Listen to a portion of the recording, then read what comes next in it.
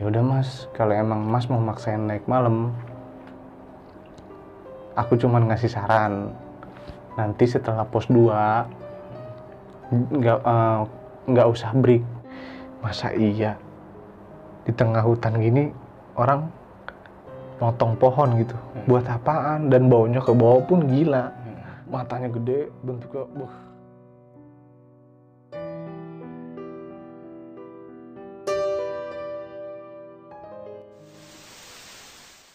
Assalamualaikum warahmatullahi wabarakatuh. Balik lagi bersama gue Indra di Besok Pagi. Sebelumnya gue sangat berterima kasih banget buat teman-teman semua yang sudah mensupport, menonton, mendengarkan Besok Pagi sampai saat ini. Semoga teman-teman semua selalu diberikan kesehatan sama Tuhan Yang Maha Esa. Nah, pada kesempatan kali ini, segmen kali ini, gue masih kedatangan narasumber. Dan narasumber gue gak jauh-jauh, teman dekat gue, teman pendakian gue.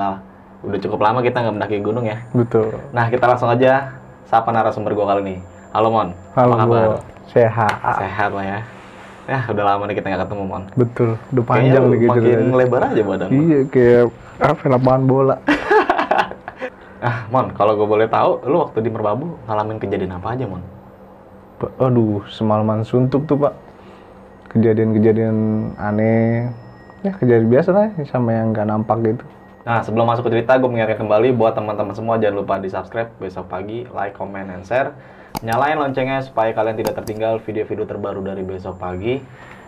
Buat kalian juga mungkin yang mempunyai cerita pengalaman pendakian mistis, cerita kalian pengen diangkat di Besok Pagi, kalian bisa langsung email di besokpagi@gmail.com atau melalui DM Instagram besokpagi.idv. Nanti linknya bakal gue cantumin di kolom deskripsi. Sebelum masuk ke cerita nih Mon, kayaknya kita ngopi dulu kali ya. Boleh. Kebetulan nih Besok Pagi dapat kiriman dari Sepeta Coffee. Nih buat kalian juga yang mau ngopi di Sepeta Coffee, tepatnya di Bintaro, Jalan Titihan.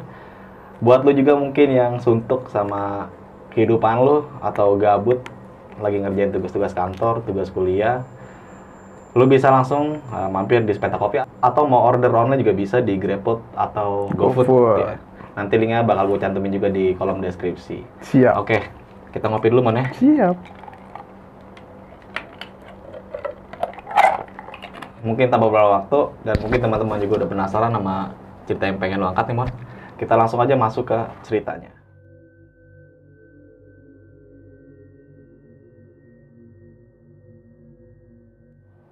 Oke, waktu itu gue berangkat hari Rabu ya, bertiga dari rumah. Terus sekitar, itu udah aneh tuh. Anehnya tuh, ya aneh-aneh, kunang-kunang lah. Kayak aneh kunang-kunang, dibilang aneh kunang-kunang tuh kayak aneh tapi nyata gitu. Setelah kita sampai di stasiun Senen tuh, sebenarnya kereta gue tuh jam 11 atau jam 10 malam gitu berangkat. Tapi delay kan, karena ada kalau nggak salah insiden kecelakaan di Cirebon. Jadi mau nggak mau nunggu sampai jam 2 atau jam 3 subuh gitu baru kita baru berangkat. Setelah tidur di Pasar Senen, di stasiun Senen, naik kereta kan kita sudah sampai Semarang Poncol tuh sekitar jam 11 siang lah. Karena kita kan lama juga tuh estimasinya sampai 9 sampai 8 jam. Nyampe lah kita sore sekitar jam 4 atau jam 3 gitu kita ke Terminal Boyolali. Kita kehabisan mobil yang arah base camp Selo kan. Biasanya kalau dari Terminal Boyolali kan tuh kita naik bus gitu kan atau mobil minibus gitu, elep lah ya, bahasa Jakartanya kan. Kita udah kehabisan, naik ojek bertiga, satu motor menuju base camp. Sampai base camp maghrib, kita istirahat di base camp paling atas tuh deket pintu gerbang Selo sebelah kiri jalan. Di situ masih nggak terjadi keanehan sih, karena masih capek kan, jadi nggak mikir yang namanya aneh-aneh. Akhirnya kita mutusin bertiga tuh untuk naik atau enggak nih. Itu pukul udah sekitar jam 8 malam tuh. Waktu itu musim kemarau ya.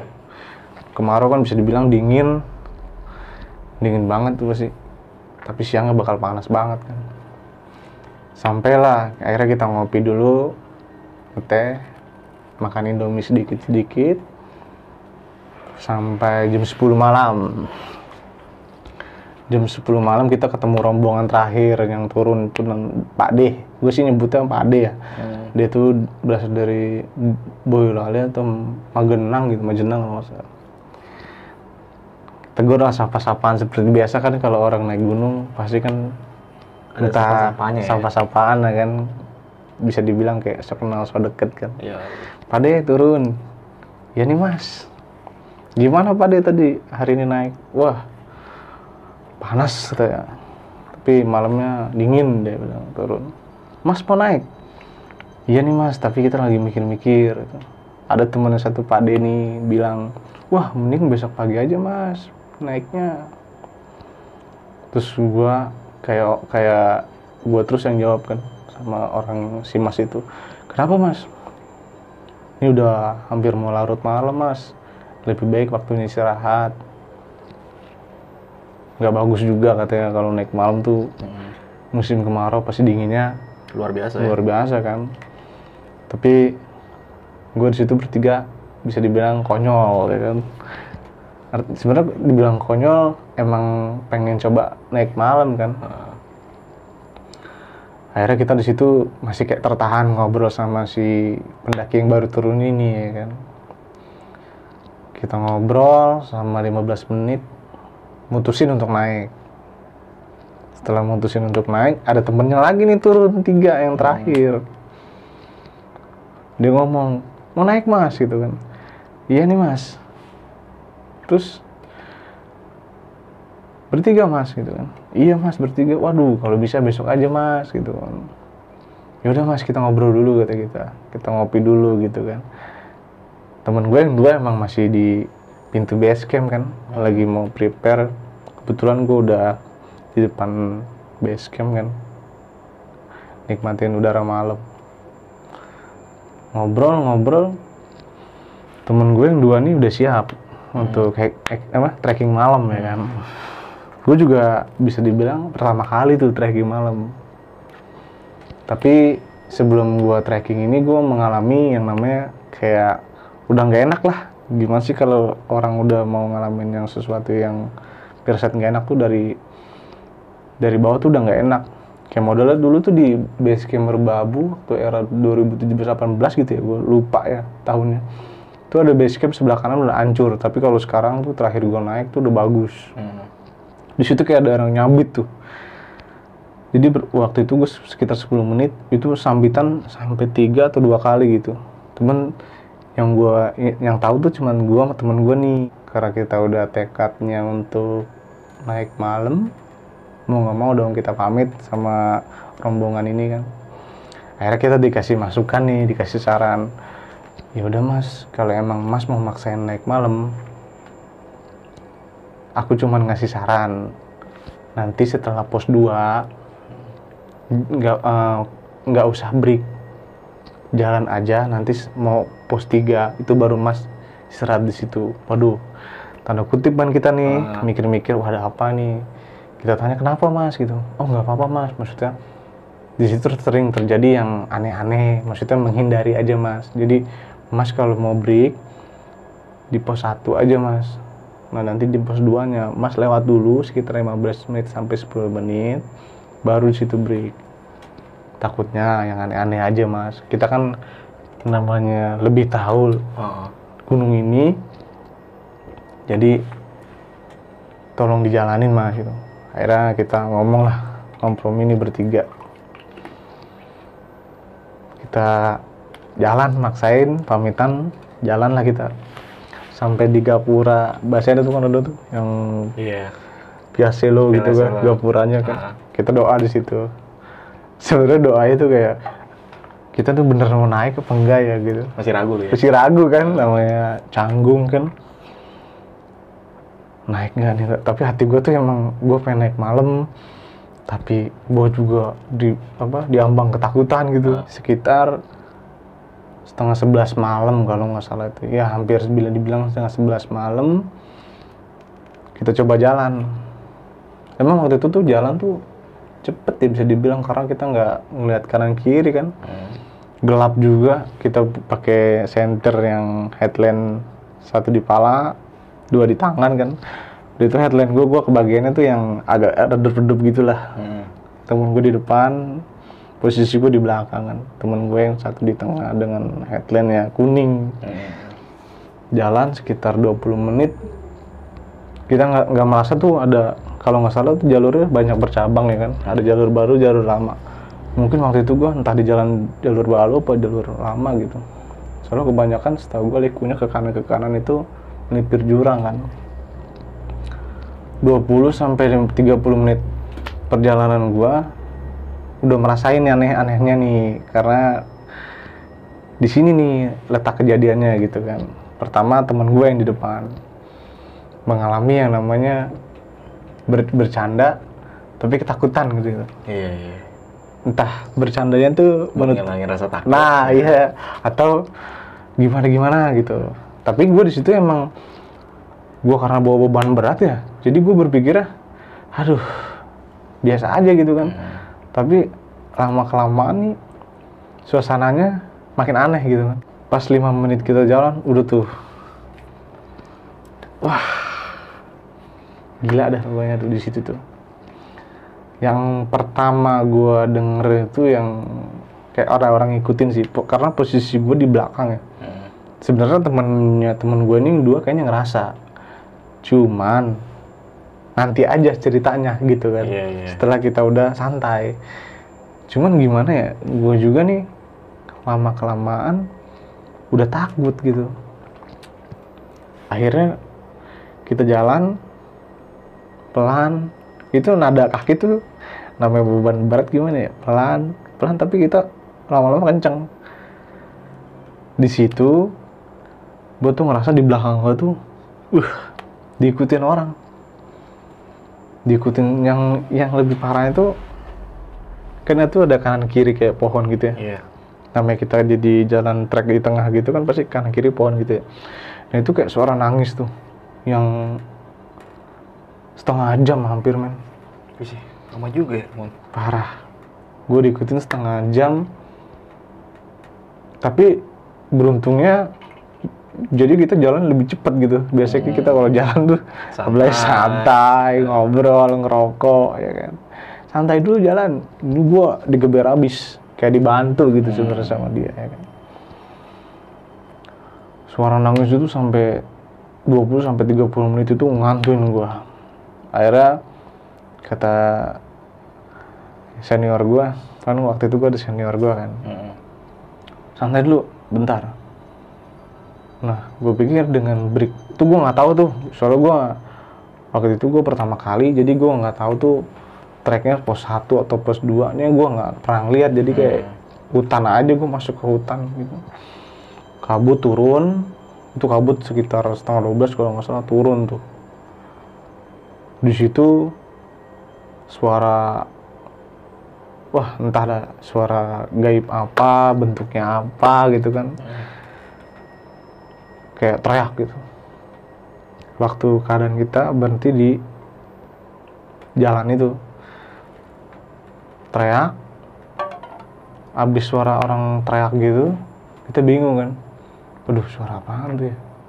Temen gue bilang yang depan, kalau sampai emang dia nampakin, kita tiarap gitu kan. Tapi gue berdua ini namanya gue habis orang suka bercanda ya, malah ketawa-tawa. Sebenarnya ketawanya nutupin ketakutan gitu kan.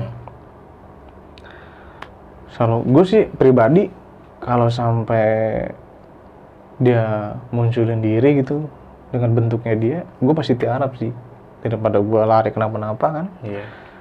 Ternyata enggak, dia cuma enggak nampakin gitu, cuman berbentuk suara lah yang lebih jelas.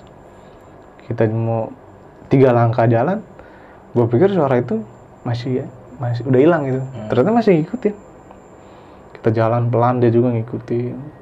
Sampai suara burung tuh, kalau di kayak burung apa lah gitu, burung nggak tau lah, pokoknya bunyi. Di situ tuh kita udah mulai lebih takut lagi, men. Jadi kayak tadi gue step pertama tuh kayak ini mah cuma pemanasan nih, ya kan. Iya. Takut-takutinnya, ya kan. Ternyata di kedua ini gue lebih parah gitu kan. Nangisnya makin kenceng.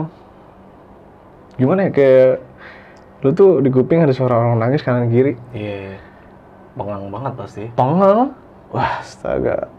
Nggak, yang gue pikir senior gue duluan tuh jalan.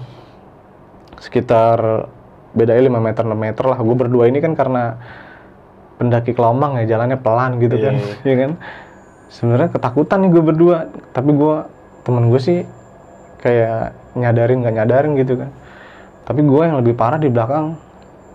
Bener gimana sih Pak? Kayak di belakang gue tuh beda 2 meter, 3 meter dia. Tapi kalau kita lihat ke belakang kayak gini tuh, ya nggak ada apa-apa. Pas ketika kita tengok ke belakang tuh, nggak ada suara apa-apa. Tapi kalau pas kita jalan, ngikutin terus. Muncul lagi. Nah, sekitar udah hampir 35 menit, senior gue bener-bener jalan duluan kan. Gue masih diikutin aja sama suara itu. Bener-bener diikutin terus. Mungkin alhamdulillahnya waktu itu nggak hujan ya. Kalau sampai hujan, waduh, Repot, Pak. repot. Gue bener-bener mungkin udah terbalik kali ya. Iya. Udah hujan, ketakutan. Alhamdulillahnya terang. Di trek ini gue masih diikutin namanya suara-suara kayak gitulah. Belum diwujudin lah. Bersyukur gitu ya. Lintaslah kita jalan. Hampir 30 menit tuh kita dihantuin di jalan nih kan. Ketemulah namanya pos 2 Pak. Kita berpikir tekad nggak ngobrol di situ Pak.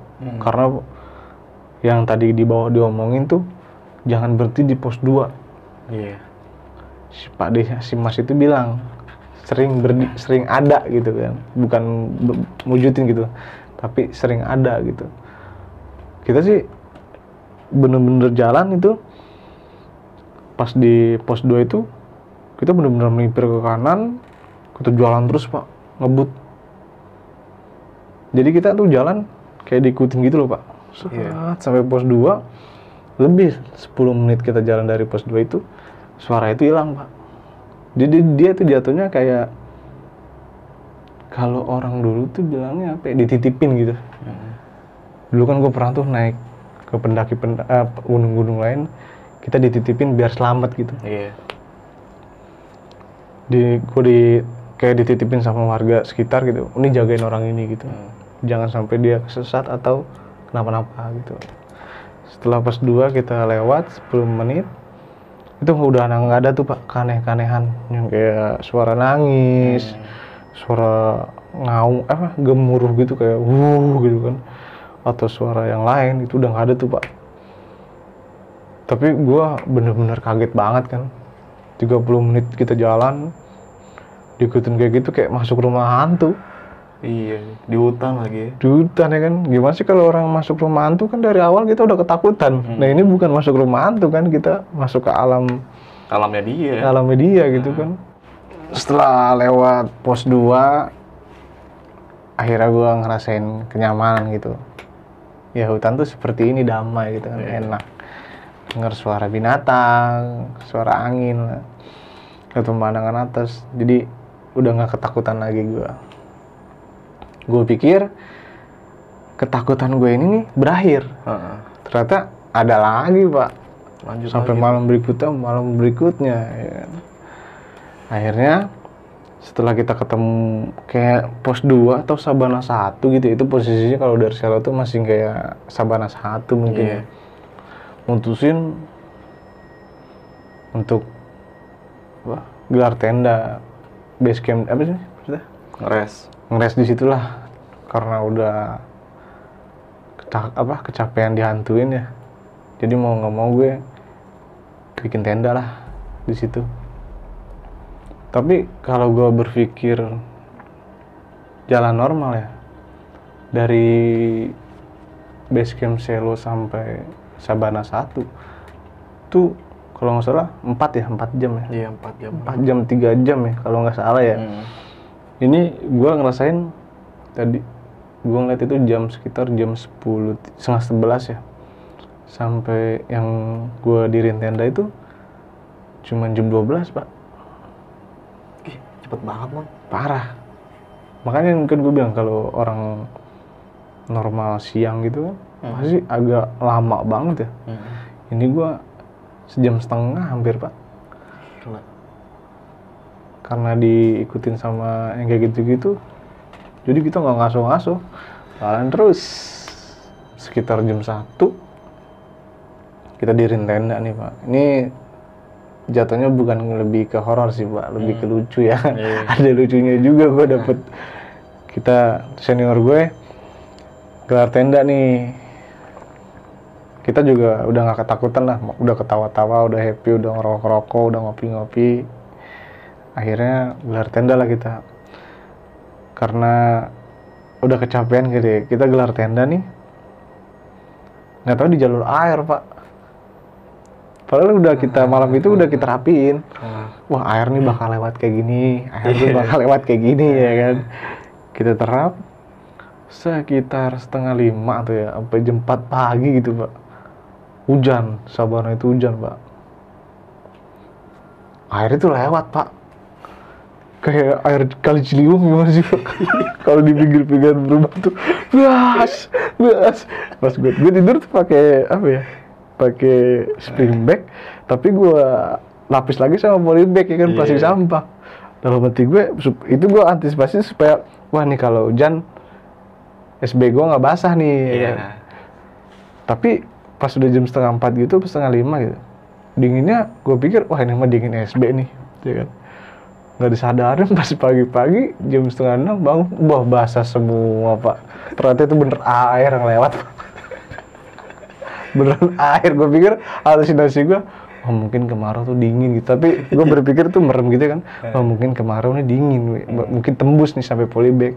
Ternyata pas melek mata ya, bener-bener air Pak yang gue lewatin. Itu udah poin kedua tuh. Di anti sama air gua. Seperti biasa ya, bangun tidur, kita ngopi-ngopi, ngobrol dikit-dikit. Untuk lintas kan rencananya nih gue lintas dari Selo ke Wekas kan. Udah sarapan kita, packing, biasa kan anak-anak kayak naik gunung gitu kan, packing lah kita, ayo packing, kita muncak kayak. Masih ada kan kalau lagi dulu di zaman yang gue tuh orang naik gunung nggak muncak gitu. Kurang, ada yang kurang kan. Kalau mungkin kalau di era sekarang tuh puncak aja ada hanyalah bonus gitu, bonus kan. Kalau dulu tuh kalau belum muncak ada yang kurang. Ngulang. Kan gue nggak mau datang jauh-jauh dari Jakarta sampai Jawa Tengah ngulang gitu kan. Mahal di budget juga kan. Akhirnya udah ayo, tapi walaupun kita emang nggak niat mau nggak muncak kan, karena kita lintas otomatis kita lewat puncak kan. Nah, di sini juga kejanggalan ada lagi Pak. Di siang-siang bolong tuh sekitar jam 3 sore kita naik Sabana 1, Sabana 2 dan berikutnya ya kan. Posisinya itu semalam kan habis hujan, pasti banyak genangan air tuh kalau di Sabana kan. Sampai daun-daun juga banyak air kan. Di situ kita jalan udah nggak jelas tuh Pak. Ada yang sendiri, ada yang berdua, ada yang ngomel-ngomel gitu. Jadi kan kalau di Sabana tuh kan kelihatan tuh gunung-gunung gitu kan. Kita jalan sendiri nungguin teman kita di bawah, woi cepetan lah gitu. Udah sore nih gitu. Tapi dengan hati, aduh kok jalan beda banget sama yang semalam gitu. Gue sih berpikirnya kayak disetanin lagi enak nih gitu kan.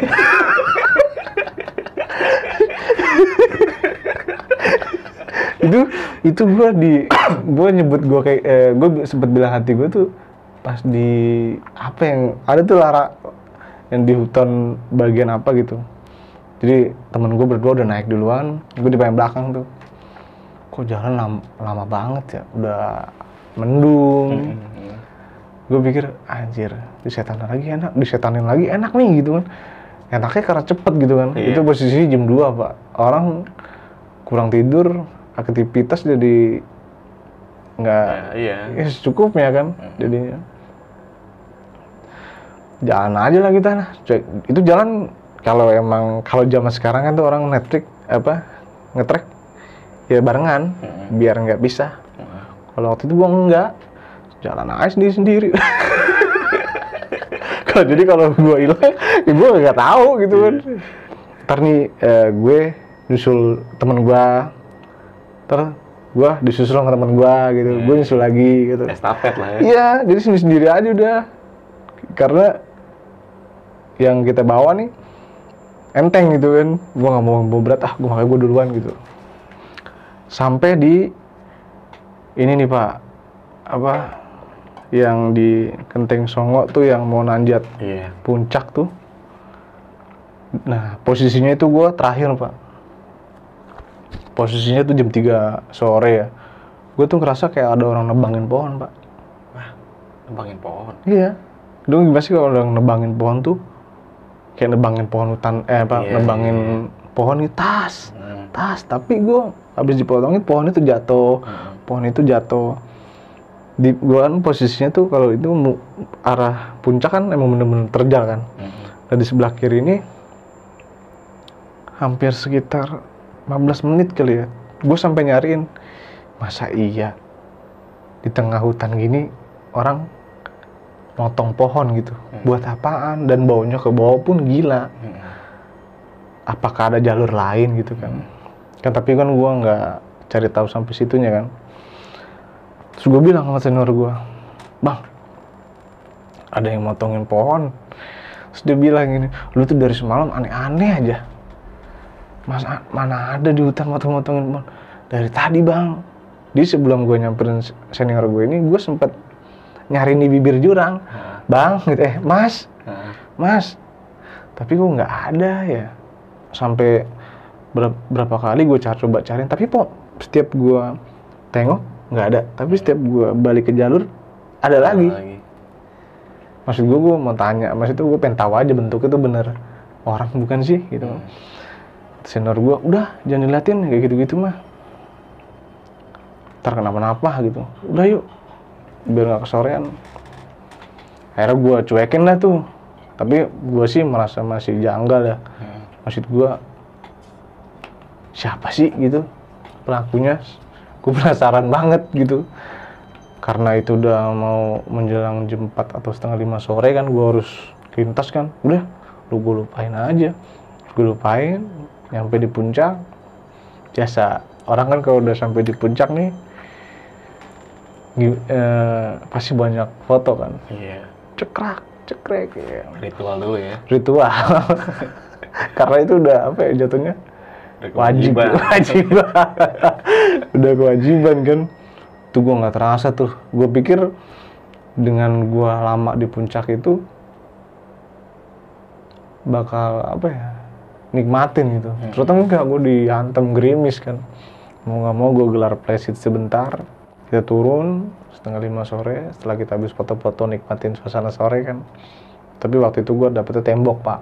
Kabut ya? Nggak dapet view-view yang kayak di foto-foto orang ya kan. Dapetnya tembok kayak gue foto di rumah aja gitu kan. Dibilang gue nyesel sih kagak ya. Cuman begitu gitu kan. Akhirnya gue turun.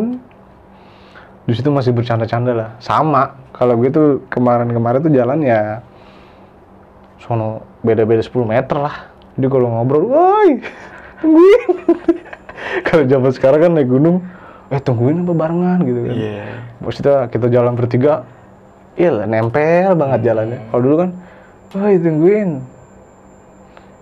Ntar di pos atas gitu kan. Dulu kan masih zamannya pakai Almatra ya. Kalau Almatra kan tuh, di tradisinya paling keren banget lah kalau orang pakai Almatra, apalagi pakai apa?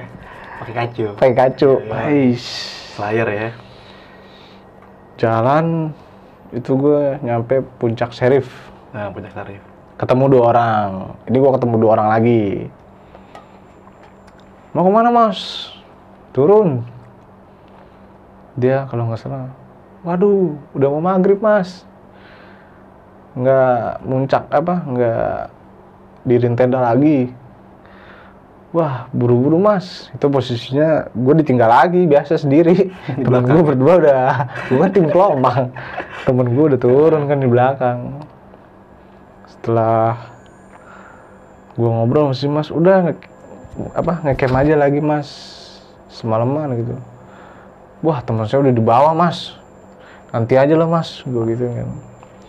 Setelah mau basa-basi, udah ya mas saya duluan. Oh iya mas, hati-hati mas. Nyampe lah di, kalau nggak salah itu jalur lama tuh helipad ya, ada helipad ya.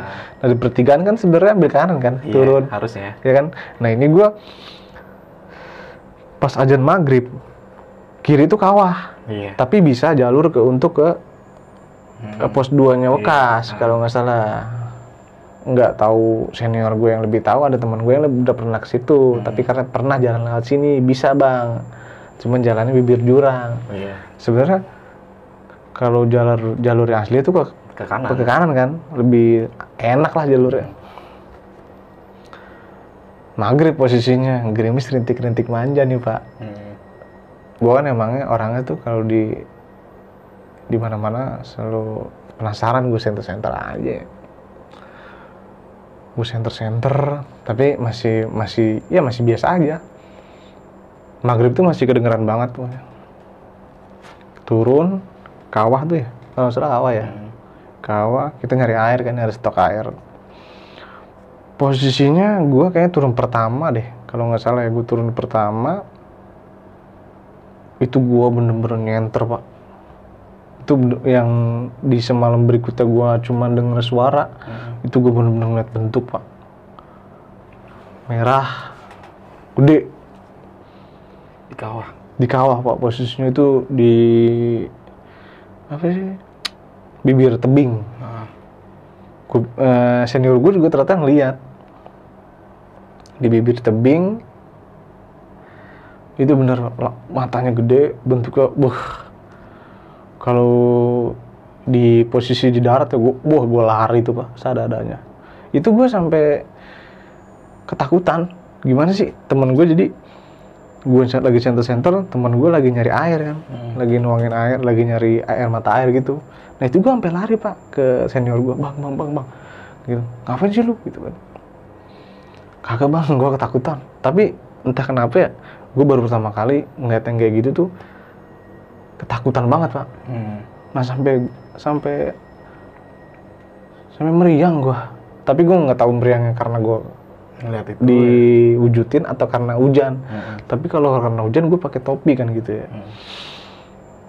Kata senior gue, kenapa lu nyoh gitu kan, manggilin nyoh gitu ya. Nggak apa-apa bang, gue ketakutan nih. Itu gue bener-bener kayak ngumpet aja gitu di belakang, ngumpet aja. Itu emang asli banget. Temen gue sih ada nih, si Unyil, si Kancil, tawa-tawa aja, ngapain sih lu gitu kan.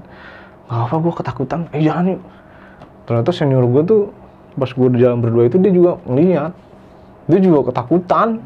Aslinya gimana ya, sama-sama ngeliat, nanti aja ceritanya di bawah gitu, menurut dia gitu ya. Tapi tuh seiring kita turun, itu kayak dia tuh kayak gimana ya, ada aja gitu di mana-mana. Karena satu, mungkin pas kita turun gue nggak sopannya tuh kayak gue tuh waktu itu sempet ngeludah sama ngencing sembarangan, ngeludah sembarangan kalau nggak salah tuh pas sebelum gue sampai bener-bener turun dekat air. Mungkin ini orang masuk gak sopan kan mbak gitu, mau ngapain lu lewat sini ya kan. Ini kan ini wilayah gua, bukan tempat lu, ngapain lu maksudnya maghrib di sini gitu kan ya. Kalau dia bisa ngomong, apalagi kalau dia bisa ngomong gitu pak, gua lompat ke atas, balik lagi gua ngejar.